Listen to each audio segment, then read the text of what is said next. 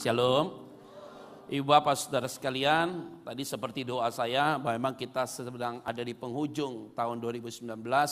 16 hari lagi kita akan selesaikan tahun 2019 ini. Dan saya yakin dan percaya bahwa apa yang saudara alami selama kurang lebih hampir 12 bulan, 11 bulan lebih, 11 bulan setengah, saudara banyak alami peristiwa-peristiwa yang membuat saudara tercengang, terharu, sedih, ada air mata, tertawa, ada saatnya happy juga saudara. Dan itu yang tahu adalah saudara, saya tidak bisa mengetahui secara pribadi apa yang saudara alami.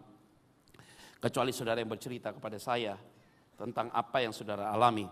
Tapi saya yakin memang pada prinsipnya kita general dalam menghadapi setiap masalah yang ada. Nah dari tadi pagi sampai dengan tadi hari ini saya mau bicara tentang kualitas rohani.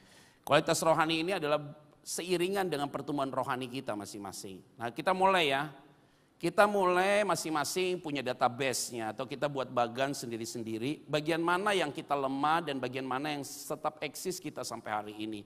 Dan kita lihat margin mana ketika kita emosi, margin mana yang kita lupa diri. Itu kita yang lebih tahu saudara. Pasanganmu tidak tahu, yang tahu adalah diri kita. Ini kita introspeksi diri ya. Introspeksi diri, jadi khotbah kita ini kita lebih introspeksi diri buat saya, buat saudara semua di tempat ini gitu ya.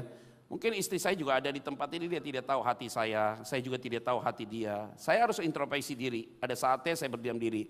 Saya bilang sama istri saya, ada saatnya saya juga tidak berdoa sama kamu saudara, sama dia. Ada saatnya saya di mobil, ngomong sendiri dengan Tuhan, lagi jalan di mall, sesuatu yang saya bisa dapat saya bicara sama Tuhan. Ya bebas-bebas saja karena saya tahu bahwa Tuhan yang kita sembah adalah tidak dibatasi oleh ruang dan waktu gitu loh. Jadi kita bicara dengan bebas dan seperti seorang sahabat yang baik karena memang Yesus berkata, aku tidak memanggil kamu sebagai hamba tapi aku memanggil kamu sebagai sahabat dalam Yohanes pasal yang ke-15 ayat 14, 15 dan 16 dan 17. Jelas sekali katakan begitu, kamu adalah anakku sehingga apapun yang kamu perlukan kamu bicara sama saya. Sehingga Bapamu di surga tahu apa yang kamu butuhkan. Itu sekali. Pernyataan-pernyataan Yesus begitu tegas bagi kita masing-masing. Nah, ibu bapak saudara sekalian, jangankan kita secara pribadi, murid-murid Yesus apa sih kurangnya? 3,5 tahun mereka mengalami hidup bersama dengan Yesus. Apa yang mereka kurang saudara? Coba lihat, baca Alkitab serius, kitab Injil. Matius, Markus, Lukas, Yohanes, itu kitab Injil. Kitab-kitab Injil kalau saudara punya Alkitab bahasa Inggris, itu ada tulisan dalam tinta merah, itu berarti perkataannya Tuhan. Nah itu jelas sekali saudara kalimat-kalimat itu. Matius, Markus, Lukas, dan Yohanes. Cerita tentang Yesus lahir sampai Yesus bangkit dari antara orang mati. Itu jelas sekali saudara. Nah perjalanan Yesus di dalam dunia ini itu cukup singkat saudara dalam usia. Dalam pelayanan pun juga cukup sangat singkat ya. Di dalam Alkitab dicatat Yesus dari usia 0 sampai dengan usia 12. Ada ceritanya di dalam Alkitab secara detil. Tapi usia 13 sampai usia 30 tidak ada ceritanya. Ini adalah bagian miss. Ini adalah ruang hampa yang penuh dengan tafsiran macam-macam. Sehingga muncullah buku-buku tulisan bahwa Yesus itu homoseksual. Yesus itu free sex. Yesus itu dan segala macamnya bicara-bicara itu ditulis terus oleh orang-orang yang sangat kritis. Yaitu orang yang mengkritik tentang Alkitab. Oke, kita gak perlu tersinggung. Karena Yesus dihina pun kita gak pernah tersinggung. Gak usah juga kita buat from pembela Kristen atau from pembela Kristus. Karena tidak perlu harus dibela, memang Yesus tidak perlu dibela saudara. Dari mana karakteria Kristus harus perlu dibela? Maka kekristenan itu saudara dikatakan sampah pun kita tidak pernah tersinggung. Alkitab disobek pun dijadikan tempat untuk membungkus gorengan pun kita gak pernah tersinggung. Karena kualitas rohani kita bukan masalah bicara tentang budaya, tradisi, kebiasaan yang kita lakukan hari-hari ini. Alkitab itu tulisan mati disebut dengan grave. Logos itu adalah perkataan Allah. Logos, firman yang diucapkan oleh logos, logei, kalimat Allah. Dan kalau kita baca Alkitab itu grave. Waktu logos itu bicara dalam hati kita, muncullah sebuah rema. Maka firman itu menjawab kebutuhan pada saat itu. Itu sifatnya rema. Itu yang disebut dengan kairos waktu Tuhan buat saudara dan saya. Nah murid-murid Yesus itu apa kurangnya saudara? Dengarkan khotbah Yesus, apa kurangnya? You kalau mau bangun rumah hitung anggaran yang jelas. Jangan sampai nanti kalau kamu bangun gak selesai, orang ketawain kamu. Dihitung, diajarin cara bangun dengan benar. Ada orang yang bertanya, Yesus, kepada siapa kami bayar pajak? Lihat mata uangmu gambar siapa? Kaisar. You give kepada Kaisar. Apa yang perlu kamu berikan kepada Kaisar, kamu berikan kepada Kaisar. Begitu ya. Lihat ada orang yang lain, dia datang ke Tiberias, ke Danau Galilea, dia berkhotbah di situ. Hai, berbahagialah engkau yang miskin, berbahagialah engkau yang dianiaya, bla bla bla, dalam Matius pasal yang kelima. Khotbah di bukit. Kemudian Yesus lihat, jangan menghakimi orang lah. Stoplah kamu lihat selumbar di mata saudaramu. Yuk keluarkan balokmu. Itu berarti orang yang ngomongin kita biasanya hidupnya lebih buruk daripada kita. Dikasih tahu jangan sekalipun engkau menilai dirimu lebih baik dari orang itu. Tapi kalau engkau khawatir dengan apa yang kamu makan, kamu minum, Yesus bilang apa? Lihat burung di udara yang tidak pernah menabur dan menuai, tetap dipelihara oleh Tuhan. Kamu takut dengan apa yang kamu pakai. Lihat bunga yang ada di padang itu. Diambil, dipetik dan dibuang, selesai. Kalimat tegasnya Yesus bilang apa? Bapamu di surga tahu apa yang kamu perlukan. Artinya khotbah-khotbah berisi itu sudah didengar oleh para murid-muridnya. Bukan dari pemberitanya, tetapi dari sumber berita itu sendiri, Yesus. Sehingga sebenarnya kualitas rohani dari murid-muridnya itu luar biasa. Saudara, selama 1 tahun saya yakin saudara ada di tempat ini dengar khotbah model apapun. Pendeta model apapun sudah saudara dengar di mimbar ini, saudara. Yang punya karunia inilah, karunia inilah, karunia inilah, itulah, ini. Ada semua di mimbar ini. Kurang apa saudara dengar khotbah? 1 minggu 4 kali, 1 tahun kurang lebih 52 minggu. Kali aja saudara, 52 tema kamu bisa dapat. Kalau berjemaat di sini sudah 5 tahun atau 10 tahun, 520 tema kamu dengar khotbah. Harusnya saudara sudah bukan lagi sebagai seorang murid, layak sebagai seorang pembicara. Kalau 10 tahun, kalau 5 tahun oke, 3 tahun oke. Itu berarti kualitas rohani kita adalah bukan yang biasa-biasa tapi excellent. Di atas rata-rata. Bukan hanya good tapi excellent. Tapi bukan sampai di situ saja saudara. Murid-muridnya itu juga melihat Yesus lakukan banyak mukjizat. Kurang apa mereka? Ada orang yang orang lumpuh bisa berjalan. Orang kusta ditahirkan, orang buta bisa melihat. Ada orang yang mengalami pendarahan, pegang jubah Yesus sembuh. Disaksikan oleh muridnya dengan mata kepalanya sendiri. Bukan hanya itu, Lazarus mati dibangkitkan, anak Yairus mati dibangkitkan. Begitu banyak peristiwa fenomenal dan begitu banyak peristiwa yang luar spektakuler mereka saksikan. Bukan hanya itu saja. Yesus berjalan di atas air, mereka saksikan dengan mata kepala sendiri. Mereka lihat semuanya itu. Yesus kasih makan 5.000 orang dengan 5 roti 2 ikan. 5 roti 2 ikan berasal dari mereka. Mereka lihat juga sisa 12 bakul. Mereka juga lihat perkawinan di Kana, air menjadi anggur. Mereka lihat saudara, semua cerita-cerita itu apa kurangnya untuk menyatakan bahwa mereka ini punya kualitas rohani yang menggigit. Tapi nyatanya, muridnya dia itu ada yang menyangkal Yesus. Ada yang menjual Yesus. Itu berarti hari ini kita mau melihat realita hidup. Ngomong surga gampang Pak, Bu. Ngomong Alkitab gampang. Realita hidup turun dari mimbar yang sulit. Dengar khotbah hari Minggu gampang. You happy, ada damai, sukacita. Keluar dari gereja, menerapkan apa yang kau dengar, sulit ya minta ampun. Maka hari ini kita butuh apa? Holy Spirit. Hanya Roh Kudus yang menguatkan saudara dan saya. Tanpa Roh Kudus saya tidak bisa khotbah hari ini. Tanpa Roh Kudus saudara tidak bisa bertahan sampai hari ini. Kita bisa ada sampai hari ini karena ada pekerjaan Roh Kudus. Nah, dari tadi yang saya sampaikan itu muncullah dua bagian penting. Itu apa? Melihat orang itu gampang kok. Ngelihat orang itu kualitas rohaninya benar bagaimana? 1, dapat posisi jabatan makin tinggi, dipercayakan makin tinggi. Ekonomi makin mapan, kondisi kesehatan bagus, keluarga oke. Nah baru kelihatan orang ini seperti apa. Kalau dia makin diberkati luar biasa, yang tadi saya sampaikan di atas. Lihat manusia itu, sesamanya itu sebagai man of God, sebagai subjek bukan sebagai objek. Ini orang baik. Tapi kalau dia lihat orang lain itu kecil sekali sebagai objek. Dan memperlakukan orang lain itu dengan kekuatan uang. Dengan uang dia bisa beli. Ini orang gak benar. Akan kelihatan orang itu.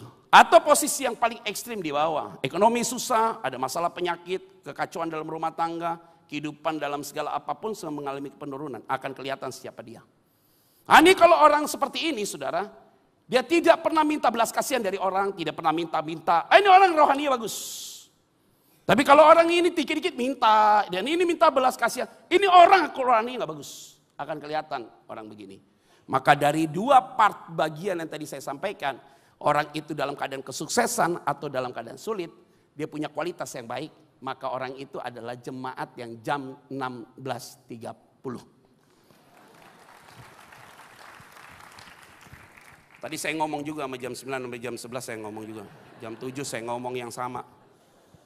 Ya harus seimbang ya, penghiburan itu harus sama begitu ya. Nah, mulai kita analisa yuk baik-baik. Oke, saya tidak lebih baik dari saudara, kita sharing di firman Tuhan. Karena nanti tanggal 25 Desember kita akan ketemu lagi. Kemarin ulang tahun PRJ saya yang khotbah. Sekarang saya khotbah. Nanti Natal saya khotbah. Jangan bosen.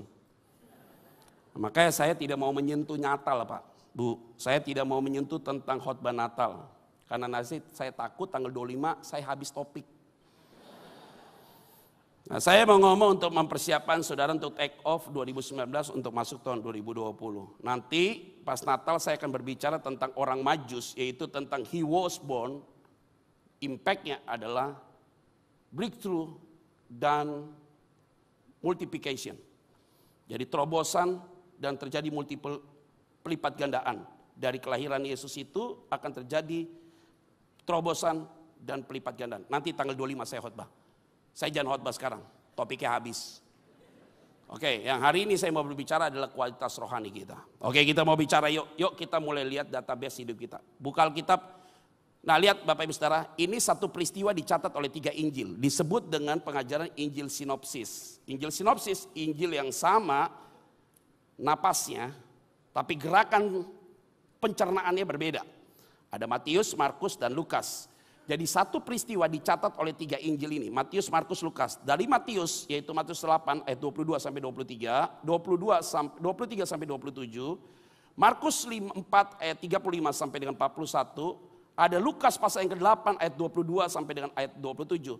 Nah, sekarang 3 Injil itu kita tarik untuk jam 16.30. Jadi saya lihat wajahnya di sini kuliah dulu IP-nya 5,0. Enggak ada, adanya 4,0 ya. Oke, yuk kita buka Alkitab dulu, kita tarik dulu Markus pasal yang ke-4, nanti kita bongkar dari Matius dan kemudian kita bongkar ke Lukas pasal yang ke-8, pelan-pelan. Kita masuk yuk Markus pasal yang ke-4, ayat 35. Ini cerita tentang angin ribut diredakan. Baik-baik ya, pelan-pelan. Yuk, Oke. Ini peristiwa setelah Yesus lakukan banyak mukjizat ya. Yang tadi saya cerita tuh di awal tadi. Tadi kan saya cerita tuh ya. Tadi belum khotbah ya. Tadi yang saya cerita tuh pendahuluan semua. Yang isi yang akan kita mau khotbahkan. Ini kita lihat titik klimaks dari peristiwa itu. Yuk. Markus pasal 4 ayat 35 pelan-pelan. 1, 2, dan 3. Pada hari itu, waktu hari sudah petang, Yesus berkata kepada mereka, marilah kita apa? Marilah kita bertolak kemana? Yuk buka Lukas 8 ayat 22. Lukas 8 ayat 22. 1, 2, 3 ya. Pada suatu hari Yesus naik ke dalam perahu bersama dengan apa? Bersama dengan siapa? Jadi di perahu itu ada berapa orang? Ulang, Yesus naik ke dalam perahu dengan siapa? Jadi di perahu itu ada berapa orang? Berapa? Ya udah belajar ngitung. Dan ia 1, 2, 3 ya. Dan ia berkata kepada mereka apa? Marilah kita bertolak ke seberang danau. Lalu apa? Ada perbedaan nggak dengan Markus pasal 4 ayat 35? Ada. Tadi Markus pasal 4 35 Yesus bilang apa? Marilah kita menyeberang. Benar nggak? Oke. Lukas pasal ke-8 ayat 22 lebih tepat ya begini. Marilah kita bertolak ke seberang danau. Lalu apa? Markus 4 ayat 35 belum bertolak. Tapi Lukas pasal 8 ayat 22 sudah bertolak. Pertanyaan saya sederhana. Kalau Yesus ngajak kita naik perahu untuk menyeberangi danau, kira-kira akan nyeberangi nggak tuh danau? Lewati danau itu nggak? Sampai nggak di sana? Kenapa saudara yakin?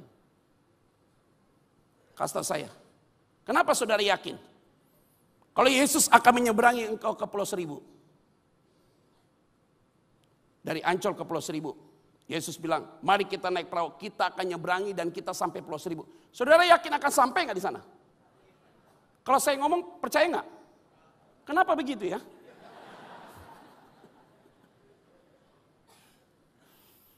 Nah itu kualitas rohani, nyikapi masalah begitu tuh. Jangan sampai kalau Yesus ngomong kamu udah gak percaya, apalagi hamba Tuhan yang bicara. Kalau sampai Alkitab aja kita udah gak percaya, bagaimana saya menyampaikan firman Tuhan kamu percaya? Udah gak mungkin bisa. Jadi dasar kita sebenarnya dalam beribadah itu sebenarnya untuk menutup tahun 2019 ini. Kita harus percaya dulu dengan firman ini adalah firman Tuhan. Kalau kita gak percaya dengan firman ini adalah firman Tuhan, maka siapapun pendeta yang khotbah di tempat, kamu tidak mungkin percaya. Karena sumbernya aja kamu gak percaya, apalagi yang memberitakannya, pasti tidak percaya. Jadi saudara percaya gak? Kalau Yesus ajak kita menyeberangi dari Ancol menuju Pulau Seribu, nyampe gak di sana? Kalau saya ajak, nyampe gak? Saya ulang sekali lagi. Kalau saudara tidak percaya. Ini sederhana ya saudara ya. Ini Alkitab nggak usah belajar. Ini Pak nggak usah belajar teologi begini Pak. Maka memang khotbah saya dalam minggu ini sesi pengajaran. Ini nggak usah belajar teologi lama-lama. Ya doakanlah supaya Juli ini saya diwisuda untuk S3 saya. Jangan tepuk tangan, belajarnya capek Pak. Itu biar saya yang belajar. Selama saya belajar teologi, saya tidak pernah belajar tafsiran seperti ini. Kalau di sekolah teologi yang dibahas adalah analisa teks. Dibongkar ayat itu seperti apa, digergaji ayat itu seperti apa, dilihat siapa yang tulis, emosinya seperti apa. Tapi hari ini saudara dengar khotbah, ini hasil dari sebuah kepercayaan saya 100%. Bahwa Alkitab ini adalah firman Allah. Keyakinan saya bahwa firman ini menjadi hidup dalam hidup sana. Itu yang saya bicarakan sama saudara. Jadi hari ini yang saya bicara Pak, bukan teori Bapak Ibu Saudara. Karena saya sudah merasakan firman ini. Bahwa dari tahun 2019, Januari sampai Desember, saya melihat janji Tuhan yang akan menyeberangi peristiwa itu. Dia selalu seberangi kita. Dan sampai hari ini saya mau katakan, God is good all the time.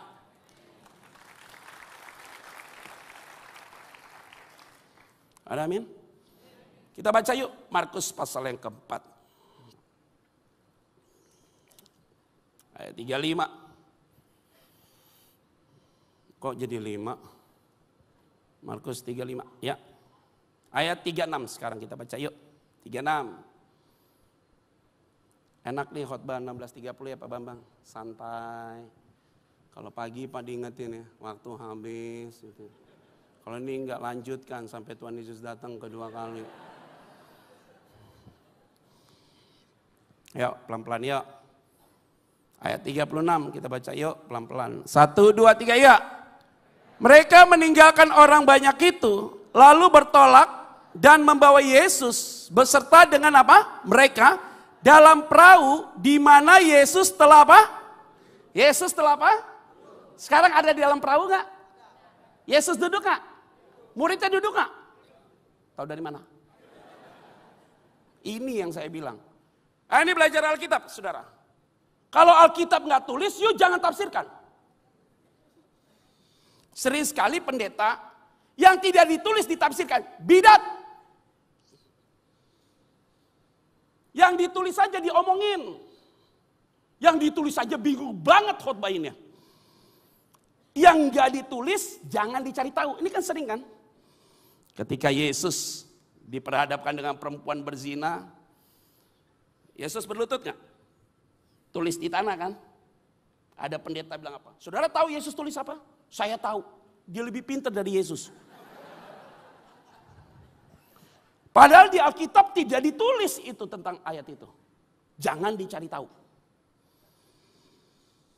Nah, jangan main-main ya. Harus percaya baik-baik. Oke. Yesus duduk gak? Muridnya duduk gak? Jangan dicari tahu. 1, 2, 3 ya. Dan perahu lain apa? Dan perahu lain apa? Jadi di dalam perahu itu ada siapa aja? Yesus dan siapa? Berapa orang? Yang duduk siapa? Nggak usah dibahas yang 12 orang itu ya. Mau dia duduk, mau dia berdiri, nggak penting. Yang penting target utamanya, core dari isinya itu adalah siapa? Yesus duduk. Muridnya duduk nggak? Oke, lihat. Ada perahu lain nggak? Yang nyertai dia. Lihat baik-baik ya. Ada perahu lain ya. Yuk kita lihat. 37. 1, 2, 3. Ya. Lalu mengamuklah taufan yang sangat dahsyat dan ombak menyembur masuk ke dalam apa? Stop. Masuk ke dalam apa? Kita baca lanjut. 1, 2, 3 ya. Sehingga perahu, enggak, 37. Sehingga mulai penuh dengan apa? Lihat baik-baik ya. Kata yang digunakan mengamuklah taufan itu artinya begini. Kata itu digunakan begini. Satu peristiwa yang hari itu terjadi, sebelumnya belum pernah peristiwa itu terjadi seperti itu. Dan setelah peristiwa itu terjadi, setelah itu tidak ada lagi peristiwa yang terjadi seperti itu. Gue jelibet banget sih jelasin ini. Bagaimana cara gunakan bahasanya ya? Pokoknya ini hanya satu-satunya Pak. Dan tidak ada lagi peristiwa seperti itu. Itu satu. Yang kedua, menurut Injil Matius. Kita buka yuk, Matius pasal 8. Nanti balik lagi ke Markus pasal 4, 37. Matius 8. Ayat 23.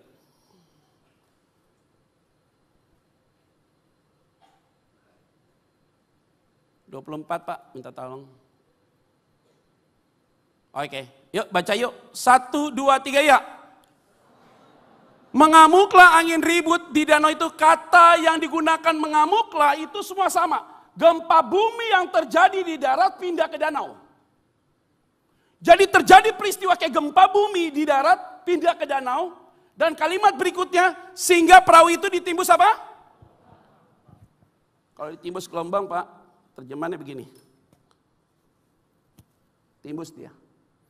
Ternyata ayat itu tidak ditimbus. Tadi kalau baca di Markus, air itu masuk ke dalam perahu. Artinya air itu timbus masuk ke perahu itu dan isi perahu itu air. Beda loh. Kata itu digunakan bukan timbus, itu artinya masuk ke dalam. Bukan. Ini perahunya. Kalau airnya masuk, dia masuk. Ternyata ayat itu digunakan, air itu apa? Menutupi perahu itu. Beda loh. Ada air masuk ke dalam gereja, sama gunakan kata ada air menutupi gereja. Kira-kira mana yang lebih serem? Air masuk ke dalam gereja atau air menutupi gereja yang ada di dalamnya? Kalau air menutupi gereja itu berarti semua ketutup gak? Udah gitu doang. Tahu artinya apa? Nggak jaminan juga kan naik perahu sama Yesus. Nggak ada gelombang. Bahkan taufannya, gelombangnya lebih serem daripada orang lain yang naik perahu. Pertanyaan saya, kan ada perahu yang lain kan Pak? Tadi ada perahu yang lain nggak? Kena gelombang nggak? Hah? Udah mulai pinter 16.30. Yuk hebat. Hebat banget. Tahu nggak itu artinya apa? Jadi orang jangan kepo. Urus dirimu sendiri masalah dalam perahumu. Nggak usah urus perahu lain. Jadi ada cerita nggak ya tuh perahu itu? Jangan dicari tahu. Yuk nggak usah pusing urusan orang. Kita itu terlalu sibuk urusin orang. Padahal kamu nggak tahu siapa dia. Ini paham nggak nih kayak gini nih? Jangan bilang ikut Tuhan itu indah. Siapa bilang? Ikut Tuhan itu masalahnya banyak Pak, Bu. Pergumulannya banyak. Masih ada waktu untuk mengundurkan diri.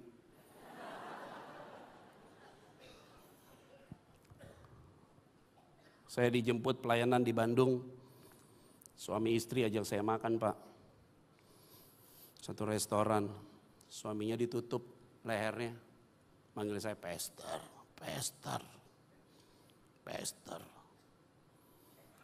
Udah Pak, nggak usah ngomong. Pastor, nggak enak ya orang kayak gitu ngomong Pastor. Cukup Pak, cukup. Istrinya bilang, udah nggak usah ngomong. Istrinya ngomong, Pak Pendeta mau makan apa? Apa yang ibu pesan saya makan. Pak Pendeta makan daging babi nggak? Enggak. Enggak apa Pak? Enggak sedikit. Ikan aja, ikan. Makan ikan aja. Ikan. Ada babinya juga lah dikit ya.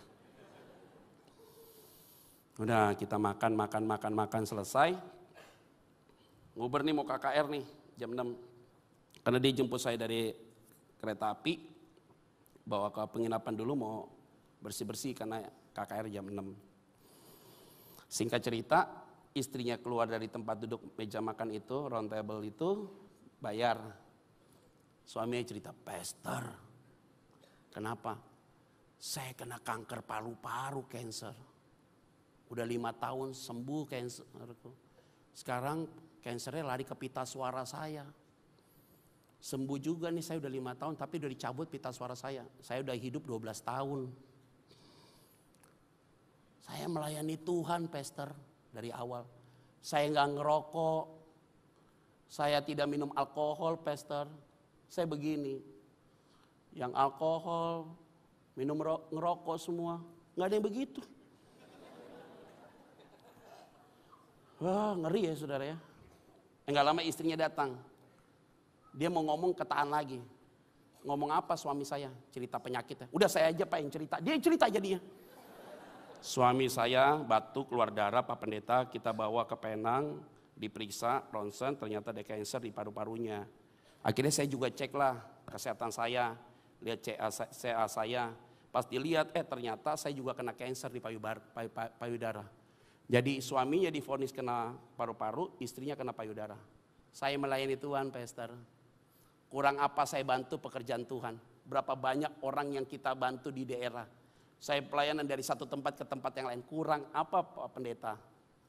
Lihat loh. Gak gampang loh saudara. Waktu dia ngomong kayak begitu saya kaget. Tapi Pak Pendeta, saya kasih tahu. Kami udah hidup 12 tahun, kanker saya aman. 12 tahun kemurahan Tuhan Pak Pendeta. Baru saya tahu Pak Pendeta, penyakit tidak pernah bawa kita Pak. Justru saya makin begini Pak, makin kuat melayani Tuhan. Teman saya yang sehat banyak yang udah mati Pak. Ya hebat ya orang begini. Ini orang hebat nih seperti ini nih. Ayo sekarang saya mulai yuk. Untuk menjawab cerita itu, kita balik kasus dalam Alkitab. Perhatikan baik-baik. Yesus tahu nggak kalau naik perahu itu di tengah laut itu ada terjadi badai? Tahu nggak?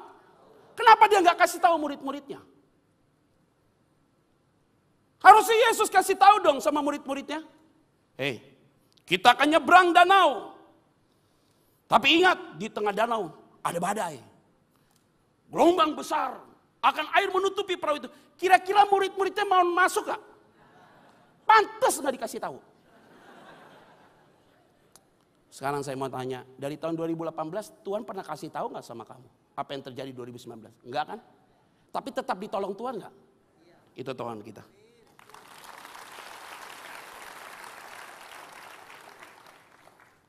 Ada amin gak nih? Berikan tepuk tangan buat Tuhan Yesus ya. Siapa sih yang bangga punya Tuhan Yesus? Yang bangga doang, gue nanya doang yang bangga aja. Yaudah oke, tepuk tangannya sekali lagi buat Tuhan Yesus. Jadi sebenarnya Bapak Ibu Saudara, hari ini kita punya masalah, saya punya masalah, saudara punya masalah. Saya sama istri saya punya masalah. Bukan saya masalah sama dia masalah sama saya, bukan. Keluarga kami punya masalah juga, tapi kami gak pernah ceritakan apapun, tidak apapun, kita menikmati. Apakah tiap tahun saya tidak punya harapan masalah itu selesai? Punya harapan, tiap tahun gak selesai. Tiap tahun gak selesai. Doa kita sebelum tutup tahun ini selesai. Saya harap saudara, selesai. Kita lihat nanti waktunya. Karena waktunya belum habis. Tiap tahun saudara, kok gak selesai ya? Kok gak selesai? Kayak seperti duri dalam daging. Tuhan izinkan peristiwa itu terjadi. Aku berkutak-katik dalam pergumulan itu kayaknya tidak pernah berhenti. Satu selesai, satu lagi datang. Satu selesai, satu lagi datang. Kayaknya Tuhan tidak memberikan kita ada di zona yang tenang sekali.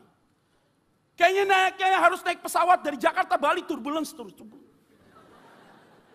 Nggak ada satu sisi 30 menit tenang tuh pesawat. Nggak ada saudara. Tapi Tuhan izinkan itu untuk menguji kualitas rohani kita.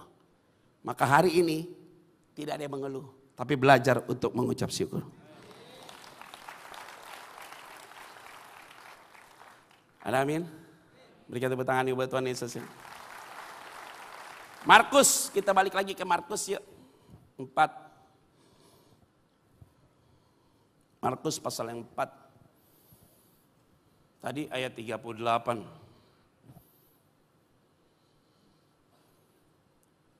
Tadi 37 sudah ada. Coba baca 37 lagi Pak. Minta tolong.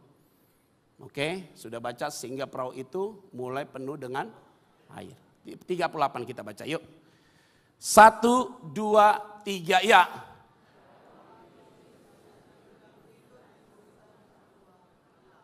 Pada waktu itu Yesus sedang tidur di buritan di sebuah apa? Jadi siapa yang tidur di perahu itu? Muridnya tidur gak? Tahu dari mana? Tadi udah benar jawabannya. Jadi Yesus tidur, murid-muridnya tidur gak? Iya gitu jawabannya. Susah. Nah sekarang kita cari tahu yuk. Kita cari tahu kenapa Yesus bisa tidur. Tadi kita udah bahas ya. Yang pertama ya. Yesus bilang apa? Kita akan menyeberangi apa? Menyeberangi apa? Kira-kira kalau Yesus yang bilang nyampe gak tuh? Jadi kita udah tahu ya kenapa Yesus tidur ya. Kenapa Yesus tidur? Karena kalau Yesus bilang kita akan nyeberangi tahun 2019 dengan baik, well done. Kita akan running well di 2020. Kalau Yesus bilang kita akan lewati tahun 2019, kita akan masuk tahun 2020. Saudara nggak usah pusing apa yang akan terjadi. Pasti akan lewat. Kalaupun ada masalah, tetap menikmati masalah itu. Maka Yesus bilang kita akan nyeberangi danau. Maka kenapa dia tidur? Karena dia tahu ujungnya pasti sampai.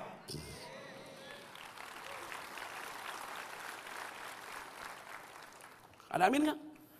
Berikan tepuk tangan buat Tuhan Yesus ya. Yang kedua, kenapa Yesus tidur? Dia tahu nggak ada masalah. Dia yang perintahkan angin dan danau itu berkecamuk untuk mereka.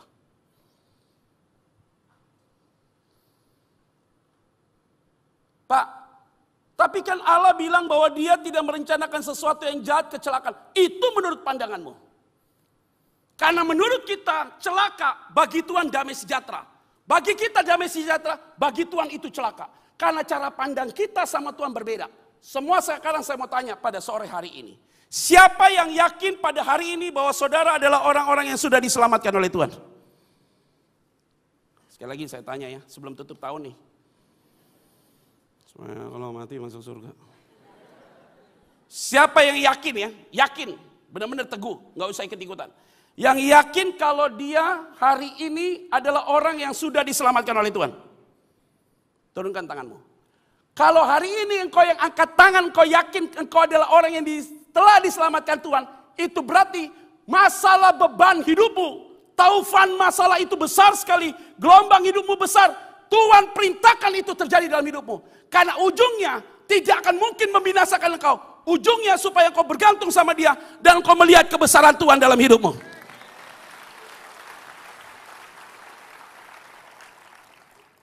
Jadi hari ini tidak ada satu orang pun yang mempersalahkan Tuhan. Karena dia tahu yang terbaik buat saudara.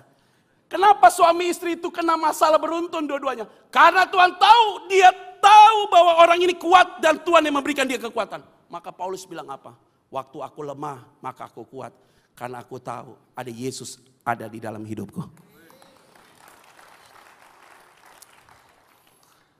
Ada amin? Jadi sekarang kalau ada masalah ngapain? Belajar dari Yesus. Kalau ada masalah ngapain? Yo hebat. Kamu hebat. Ya bos. Pak bos. Bagaimana Pak Bos? Santuy aja, santuy. Jadi kalau ada masalah apa? Santuy. Kau mantap kak, kakak kandung. Saya bilang, udah ngapain. Jadi kalau punya masalah ngapain sekarang? Jangan, berdoa dulu. Punya masalah langsung tidur, you stres. Jadi punya masalah ngapain sekarang? Selesai berdoa apa? Selesai tidur apa? Bangun. Lu jangan tidur terus, lewat bos. Pak, mana mungkin sih suami diambil sama kuntilanak, istri diambil berondong kamu bisa tidur. Mana mungkin sih hari ini kamu sedang punya masalah dalam apapun kamu bisa tidur. Tapi kenapa engkau bisa tidur? Karena engkau yakin ujungnya pasti selesai.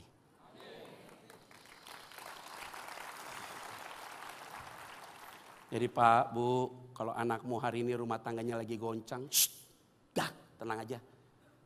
Kalau dia orang yang sudah diselamatkan Tuhan, ujungnya pasti selesai. Karena Tuhan berjanji, tidak akan pernah orang benar itu jalan. Kalau jatuh tidak mungkin tergeletak. Karena ada tangan Tuhan yang kuat menopang dia. Janji firman Tuhan apa sih? Orang benar itu akan menghasilkan anak orang benar. Kendati kamu nikah sama orang yang beda iman, justru lewat imanmu orang itu dibenarkan. Dan anakmu bukan anak-anak cemar, tapi anak-anak benar. Karena connect ya dari kamu.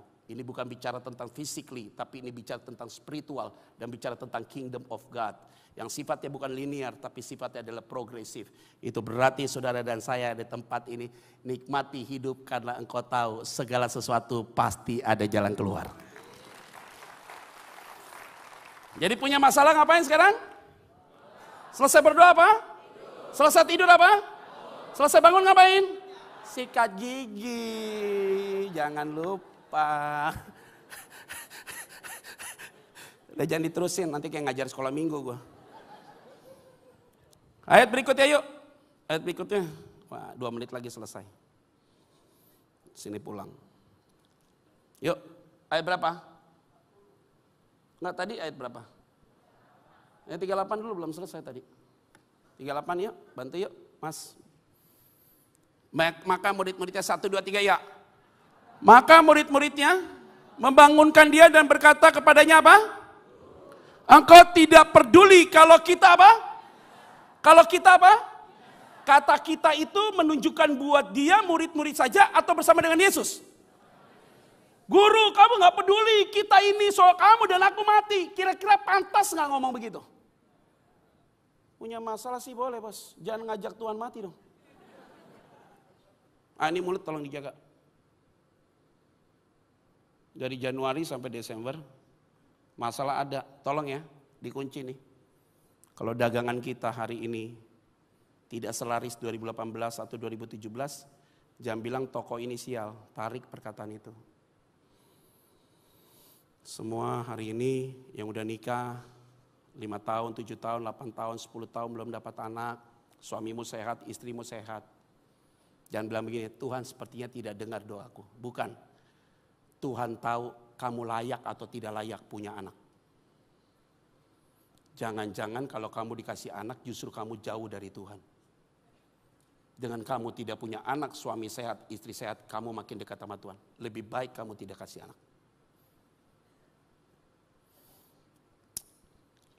Kenapa ya Tuhan, wajah saya juga gak jelek-jelek banget. Teman saya yang mukanya lebih dari saya, standar banget. Dia dapat cowok, ganteng, kerjanya bagus. Kok saya tidak? Tuhan izinkan kamu sampai hari ini usia udah 42 tahun sebagai seorang gadis. Kelihatan cantik menurut kamu.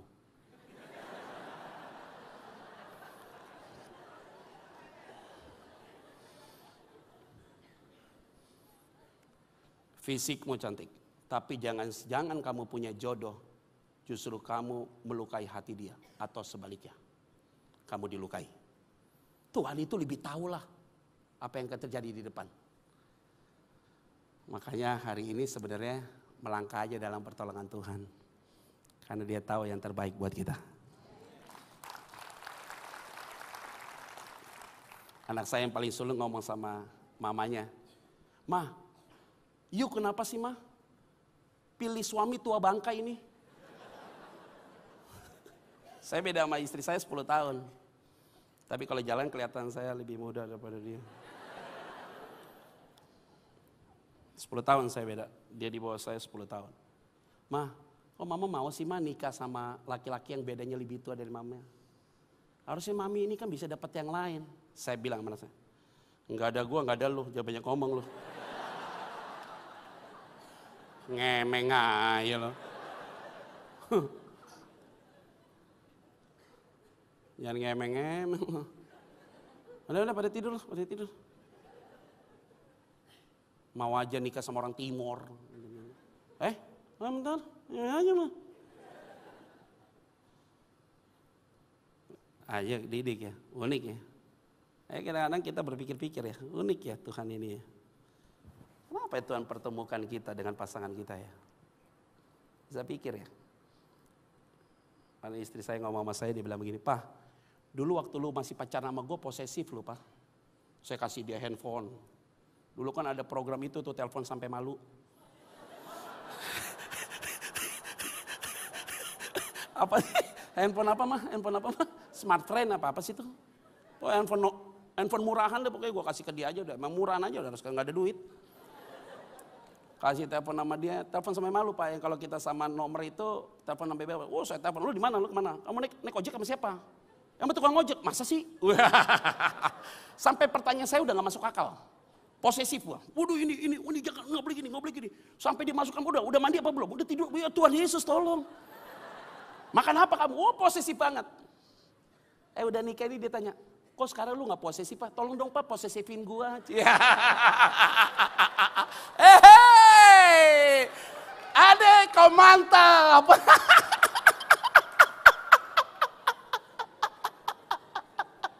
Dia bilang, "Pak Mama, kok sekarang kamu gak posesif sih sama saya?" "Karena lu ada di samping gua. Ada yang macam-macam gua kefret."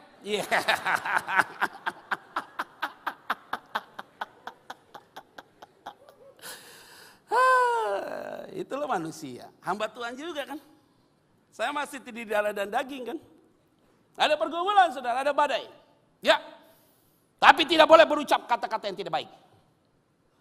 Apakah saya tidak pernah dapat badai? Ada, 2018 badai sampai operasi.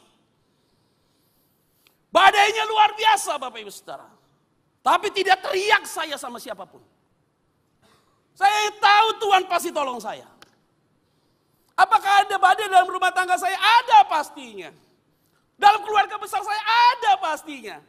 Tapi kita tidak pernah berucap kata-kata yang tidak baik. Selalu kita bilang, "Tuhan pasti tolong saya." Maka hari ini tidak ada kata lain selain kita punya harapan sama Tuhan. Engkau boleh punya harapan kepada dunia, omong kosong. Punya harapan sama Tuhan, maka engkau bicara tentang kingdom of God. Yang setuju katakan. 39 yuk. Waktu udah habis nih. Pak Bambang lanjut ya Pak. Lanjut. 1, 2, 3, ya. Ia bangun, menghardik angin itu, dan berkata kepada danau itu apa? "Diam, tenanglah." Lalu angin itu reda, dan danau itu menjadi apa? Jadi Tuhan jangan-jangan, tanda kutip ya, double quote, memerintahkan angin dan danau itu bergejolak. Di saat bersamaan Tuhan berdiri, menghardik angin, dan dia bilang sama danau, "Hei danau, diam kamu." Dan danau itu jadi tenang. Yuk keren sekali saudara. Walaupun ada beban masalah dalam hidupmu, Tuhan izinkan itu terjadi. Tapi kalau engkau bergantung sama Tuhan, Tuhan bilang, "Diam kamu angin, diam kamu danau." Dia tidak hanya bilang angin itu diam, tapi dia juga bilang danau itu diam. Kalau dia bilang angin diam, danau tidak, tetap bergejolak. Kalau dia bilang danau itu diam, angin tidak bilang diam, angin tidak bergejolak. Tapi Tuhan menghardik angin itu dan berkata, "Hai danau, diam kamu." Artinya kalau Tuhan turun tangan, dia akan menyelesaikan masalahmu sampai tuntas.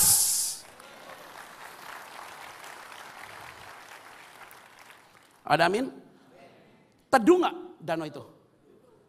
Kalau danau itu teduh Pak, pertanyaan saya, perahu itu tenang nggak? Kalau perahu itu tenang, dalam perahu itu semuanya tenang nggak? Mahal bos tenang itu.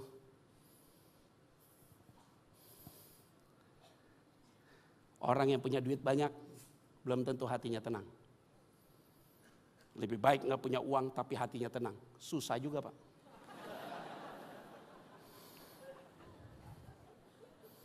Sama susahnya hidup begitu. Nggak usah Pak Pendeta, saya nggak perlu uang banyak, penting hati tenang. Ya udah kalau gitu lu miskin, tetap tenang. Kalau begitu nggak usah hidup Pak. Wah repot. Saya diajak makan satu jemaat, bukan di Jakarta ya. Yang lain. Masuk ke dalam rumahnya, Pak Pendeta tuh sendalnya Pak, itu berarti saya disuruh buka apa? Pintar. Ini Pak sendalnya dari bulu angsa, dikasih tahu loh. Kok kayak orang kampung jadi ini? Pakai tuh sendal bulu angsa, jalan saudara. Rumahnya mewah sekali, marmer semua. Mungkin sepatu saya akan bawa kerikil-kerikil dari kampung, yang gesek ke marmernya bisa rusak. Mungkin aja ya, maklum lah ya, kita orang biasa gitu ya. Jadi saya masuk ke dalam rumahnya, waktu saya jalan gini lampu nyala. Saya jalan lagi lampu yang belakang mati, lampu sini nyala. Ya. Tapi saya gak kaget. Mungkin dia pikir saya kaget ya. Mungkin saya pikir, wih keren banget. Gak mau gitu juga gue. Jangan ke orang kampung, biasa aja bos. Kalau diajak orang pergi naik ke mobil mewah, yuk gak usah ke orang kampung. Biasa, semuanya dibuat biasa aja. Duduk, selesai, di meja makan. Panjangnya segini meja makannya. Itu bapak disiapin babi kecil, bebek, sayur-sayuran, buah-buahan. Wah luar biasa ya. Baru ngomong sama bapaknya begini, hordeng kebuka sendiri. Cus. Saya langsung lihat gini. Balik lagi. Jangan kayak orang kampung, biasa aja. Mungkin tuh bapak berpikir gini, wah Pak Pendeta, rumahnya pasti kayak begini nih. Yeah. Padahal dia nggak tahu, saya bilang hordeng kita pakai gala loh.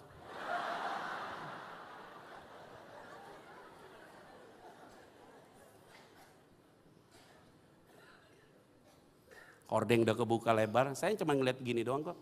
Saya nggak mau tanggepin, biasa. Lihat gitu udah biasa. Jangan saya pikir tuh setan, dalam nama Yesus, dalam nama Yesus. Ya nggak boleh, nggak boleh gitu. Lihat hordeng kebuka sini, dalam nama Yesus, di setan Pak, di setan Pak. Kagak, ini elektrik. Oh enggak, setan, di setan. Lo gila, lo gila, lo gila.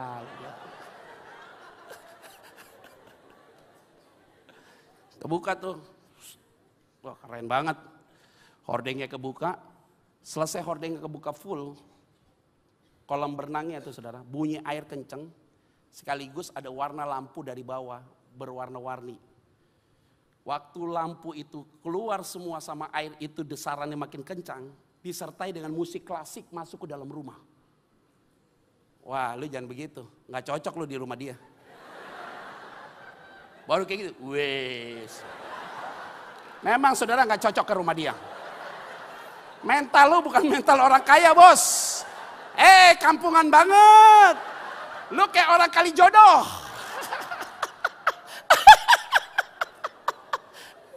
baru dicerita gitu, wes ya. Apalagi kita kayak gitu, keren banget. Jangan kayak gitu. Pas bunyi musik kayak gitu, saya gini doang bu, biasa aja bu. Saya lihat begini, saya dengar, saya balik lagi. Tapi di hati gue, canggih banget. Tapi kan dia nggak tahu hati gua. Tiba-tiba tuh bapak cerita loh, Pak Pendeta. Mungkin karena saya nggak tanya sama dia, dia yang cerita. Pak tahu nggak Pak tadi lampu mati nyala gitu. Itu teknologinya dari Singapura Pak, ada orang ngatur dari Singapura. Bapak lihat hordengnya kebuka Pak, sama kolam renang tadi, itu teknologi dari Amerika. Kasihan dia. Dia butuh dihargai ya. Waktu dia cerita kayak gitu saya, oh ya oke. Saya juga gak berlebihan, ih keren banget. Sentui ya. Enggak gitu. Itu namanya jilat orang kaya. Wih keren banget. Wih gak begitu biasa, oh gitu ya. Oh iya Pak, oh bagus ya Pak ya, oh canggih ya Pak ya. Oh mantap ya Pak. Oke. Pak ini makan begini banyak, buat siapa makan? Buat Pak Pendeta dong. Oh ajaib ya Pak ya. Baru dia cerita, anakku semua bermasalah Pak. Istriku bermasalah, saya bermasalah Pak. Kasihan saudara. Punya semuanya tapi gak tenang. Kasihan saudara. Saya khotbah di kebun nanas, anak jalanan. Selesai khotbah siapin nasi padang. Saudara-saudara, nanti kita akan makan bersama nasi padang ini. Saya akan berdoa buat makanan ini. Ingat ya, sebelum makan itu ada baskom kecil, tolong cuci tangan. Baru kita makan semua. Supaya tidak sakit iya. Selesai doa makan, tuh bapak di belakang tangannya kotor kali, kukunya hitam-hitam. Main buka aja tuh karet, main makan aja. Pak, cuci tangan. Pak Pendeta dari dulu kayak gini gak pernah mati. Ayo, sekarang tenang yang mana? Saudara mau cari tenang mana? Maka hari ini doa kita masuk 2020. Apa itu? Jangan memberikan kami kekayaan kalau kami sakit. Berikan kami organ tubuh kami dari kepala sampai kaki. Sehat semua.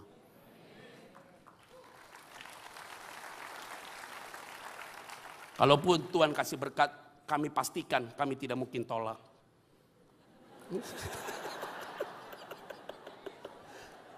Lah iya dong. Ada amin. Ya udah, yuk baca lagi ya selanjutnya. Udah cukup 41. Perjamuan Kudus mau pulang. Saya ada pelayanan lagi. 41 yuk. 1, 2, 3 ya. Lalu ia berkata kepada mereka, mengapa kamu begitu apa? Kata takut, mengapa kamu begitu pengecut? Kata yang digunakan. Kenapa kamu begitu pengecut? Mengapa kamu jadi bimbang hidupmu? Wah hebat lu. Tanda tanya semua lu. Pengecut banget kamu.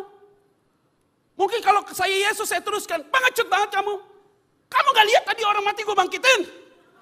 Lu gak ngerti perasaan gue lu. Gak begitu juga sih. Bimbang banget kamu. Wah keras lu kalimat Yesus tuh. Yuk kita lihat yuk 41 terakhir. 1, 2, 3 ya. Mereka menjadi sangat takut dan berkata seorang kepada yang lain. Siapakah gerangan orang ini? Sehingga angin dan danau pun apa? Siapa yang ngomong itu? Pantas gak ngomong begitu? Kamu siapa ya? Kok danau sampai taat sih sama kamu? Kalau saya jadi Yesus. Berdiri lu semua. Berdiri. Pegang pipinya satu-satu. Lo lihat kan 5 roti 2 ikan kasih makan berapa orang? 5.000. Sisa berapa bakul? 12 bakul. Nggak percaya lagi, buang ke danau. Perkawinan karena lu tahu apa yang terjadi? Air menjadi apa? Anggur. Buang lo. Lazarus mati atau dibangkit? Bangkit, lempar lagi satu-satu. Tapi Yesus nggak begitu.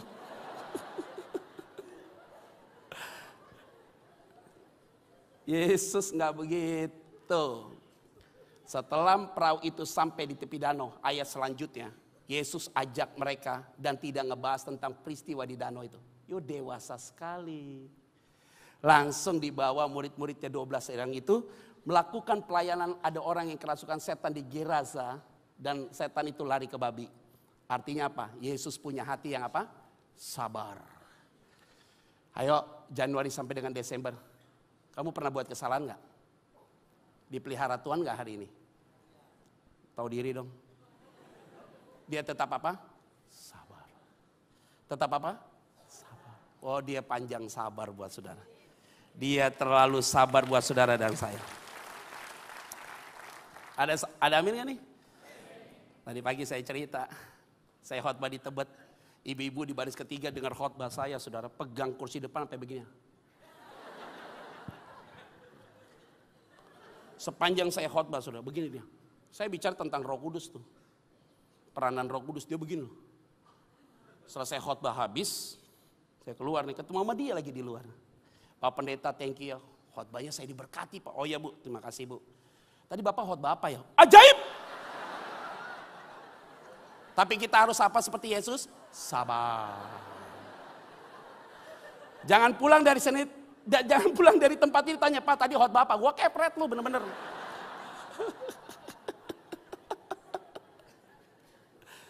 Harus apa? Sabar.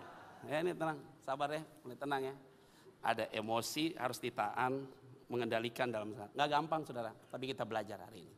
Nah, kita masuk 2020, yang hitungan hari lagi 16 hari, dengan penuh keyakinan Tuhan yang sama akan tolong saudara.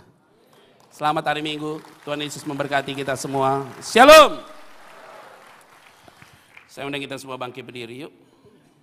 Berkat kemurahan.